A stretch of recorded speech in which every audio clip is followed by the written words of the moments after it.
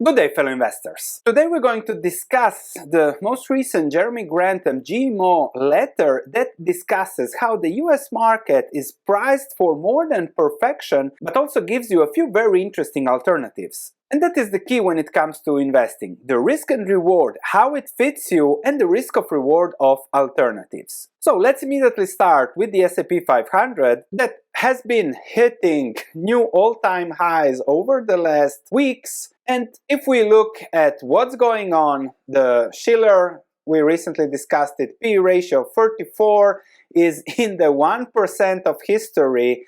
And it's normal that also if margins are very high, as Jeremy says, it's double counting and double jeopardy, but we'll see whether results will be like 1982 or 2009 or perhaps better given the money printing that's going on.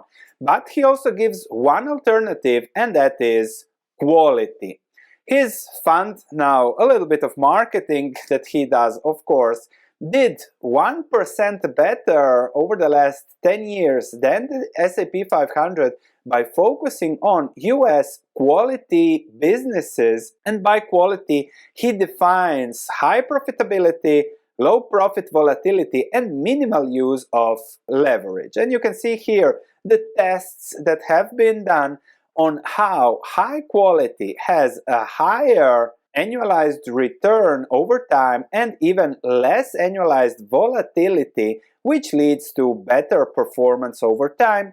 If you want to see the quality alternatives to the S&P 500, I don't think we have to look further from the GMO reported 13F, and you can see here Microsoft, United Healthcare, Google, so all the companies that are normal there, excluding the Teslas that are not as qualitative as these companies here. However, the topic here, and also Jeremy says, if you must invest in top US companies, because what's the difference if the likely long-term returns are minus 30 for, let's say, the index, and you with quality do minus 15 or 20. You are still, let's say, in a negative going forward risk and reward scenario. But let's dig into the alternatives and also discuss the alternatives risk and reward. One of the alternatives is energy and metals, and the key there, he shows how if you look at correlations between the sectors,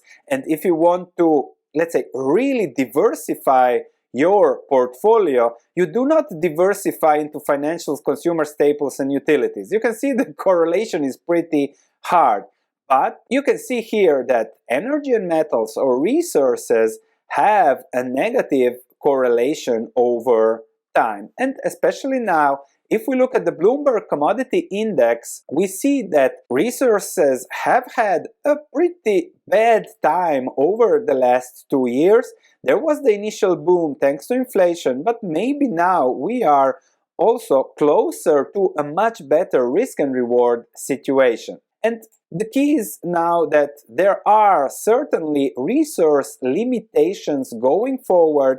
The last century was one of abundance, but now demand is increasing, continuing to increase. However, bottlenecks are there. We will have more irregularity falling and rising, but slowly rising for sure.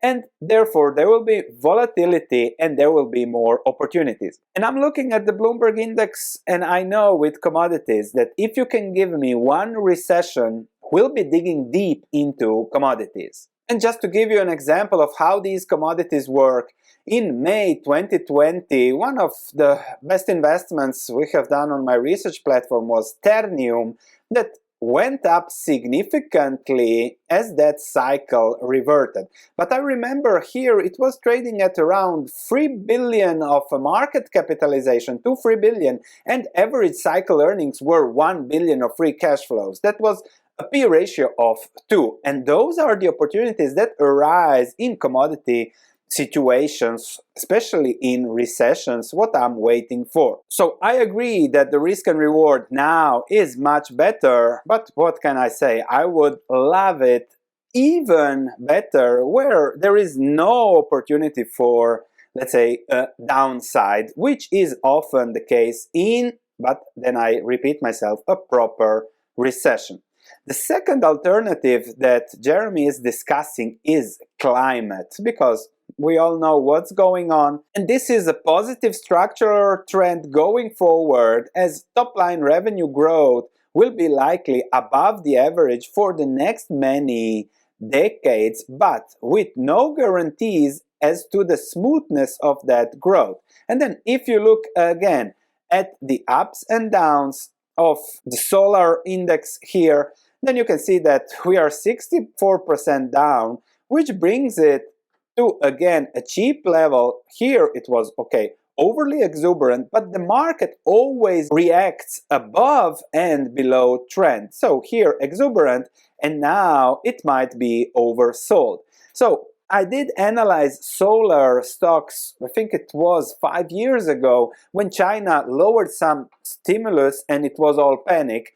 However, since then we made good money on a solar stock, and maybe now it's time to dig again, as there is already enough pain in the streets, so you can expect a few solar videos going forward. Subscribe for that. The next alternative is deep value, and as the most expensive stock are in the worst 10% of their 40-year expensiveness range, in great contrast, the cheapest 20% are in the best 7% of their cheapness range. Now, as for the expensiveness, the only bull market that continued from these levels were 18 months in Japan until 1898, the US tech bubble of 99, and we know how those ended. We're always looking at cheap stocks. We made a video recently on the S&P 500 cheap stocks. See how that fits you, as there are PE ratios of